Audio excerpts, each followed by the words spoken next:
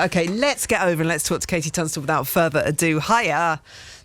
Hi, Jo. You're there. Oh, how nice to have you on the show. How are you? I'm good. I'm all right, thank you. I'm a little bit haggard after Glastonbury, even though it didn't actually take place. It seemed to take it out of me. I don't know how or You why. were basically like, it was completely upon your shoulders to do Glastonbury this year. You did it for everybody else. People seem to absolutely love just the opportunity to watch so many performances that have happened all over the years. So it did feel like a good thing. Anyway, where are you at the moment? What can you see all around you? I'm in Los Angeles. I hope I'm not upsetting anyone by telling you that it's glorious weather. Okay, stop it now. Stop it now before you lose all your fans. I know, but I'm looking out at Topanga Canyon and obviously the canyons of LA. It's just a bit of a dream to be living here now because so much amazing music has come from this part of the world. Wow. You seem to have been busier than anybody I know in terms of if anyone follows you on social media, there hasn't been a day or an hour, I think, when you haven't been doing something, being very, very proactive. Because it's a weird old time, isn't it, for musicians at the moment? It is a weird time, but it's really been a revelation for me because I found that when I'm on tour, it's 24/7 and I'm, in an airport traveling, doing a gig, doing a sound check, trying to find something that isn't poisonous to eat.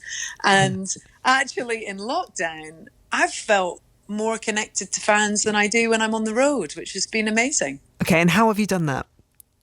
So I've done it through social media, obviously. Instagram's been great. I really didn't want to sit and play gigs on Instagram. Firstly, because it sounds rubbish. And secondly, Thank you for your honesty. Thank you. People keep trying. I know, but secondly, it's really tough for musicians out there. I'm very lucky, but, I didn't really want to be part of this thing where people just expect music for nothing. And I thought, what can I do to connect with people? And so I started the Katie Rave, which we did 50 of them weekdays at 8 o'clock your time. And we just all got together and raved to 90s bangers for an hour every day. It's been amazing. There have been some extraordinary outfits that you've been wearing as well. Now, obviously, Yes. I hope people do need to follow you so they can get to see some of these outfits. But, Guy, you've been dressing up. Well, what else are you going to do? Do you know what I mean? It's just you've got to. It was my hour of cardio basically a day. It was dancing to "Rhythm of the Night" by Corona, and I'm looking in my unpacked boxes from moving into my new house and just going, "Oh, a rainbow visor." But the point of all this is to help people who are not having a very fun time at all, who are feeling quite lonely.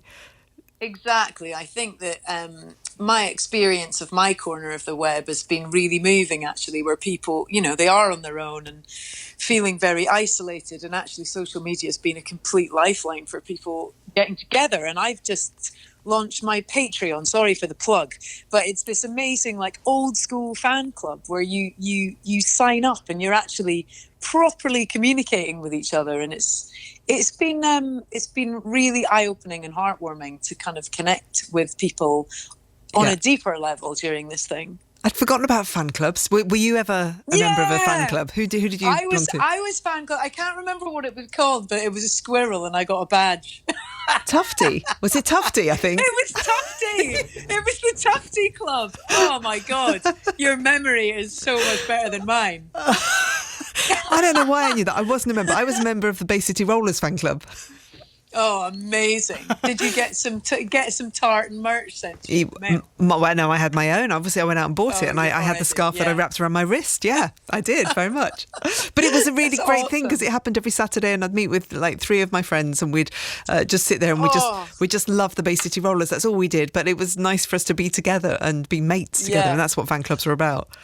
But I think that's what has to happen moving forward is that, we've just kind of run full force into this world of being able to listen to absolutely everything and anything for this small subscription. And, musicians are feeling it so hard during this because all their income's cut. And I think that actually it comes down to fans really looking at the artists they love and reaching out and seeing what they can do to have a kind of more direct relationship with the stuff they really care about. And from your position at the moment, I mean, putting aside social media, the prospect of being out on the road, how are you feeling about that, about gigs? Well, I didn't think I was going to be doing anything for ages. And then just out of the blue, I got this offer for a drive-in tour in the UK. So I'm actually flying back in like 5 or 6 weeks, which I'm kind of terrified about. But at the same time, I think the gigs are going to be absolutely amazing. So it's drive-in, you come in your car, you're spaced out in your cars, and it's a live show. Okay, are these the ones that are at showgrounds? Yes, exactly. Yeah, because obviously you need, somewhere with a vast area to be able to get cars in, to make money, to make it all work for everybody, really. And outside, definitely better than inside at the moment, I think. And, I think the only option, really. Yeah, but I just think that's going to be an amazing kind of outpouring of emotion of actually the joy. Experiencing that again, Yeah. So I'm just about to play the tracks that you recorded for me for the sofa session. We'll speak after we've played these out, if that's okay. But the first one is Wash Your Hands. Tell me about this. Okay, right. First of all, people listening, it's really ridiculous. It's a song that I did entirely in my laptop with no instruments, and it was basically trying to get kids involved in understanding what is going on, because it must be so confusing and weird for children, and also for families to just do a project. So fans all over the world and friends and family all basically did a video of them washing their hands and various other things, sent them to me, and we did like a kind of collaborative video for this very, very silly song. But it's for War Child and WaterAid. And WaterAid got back in touch and said, Katie, you do realise the chorus is 20 seconds long, which is a perfect hand wash. Boom! Boom! And she's nailed it. I had no idea.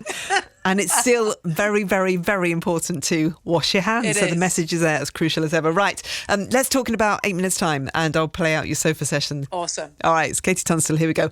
Wash your hands.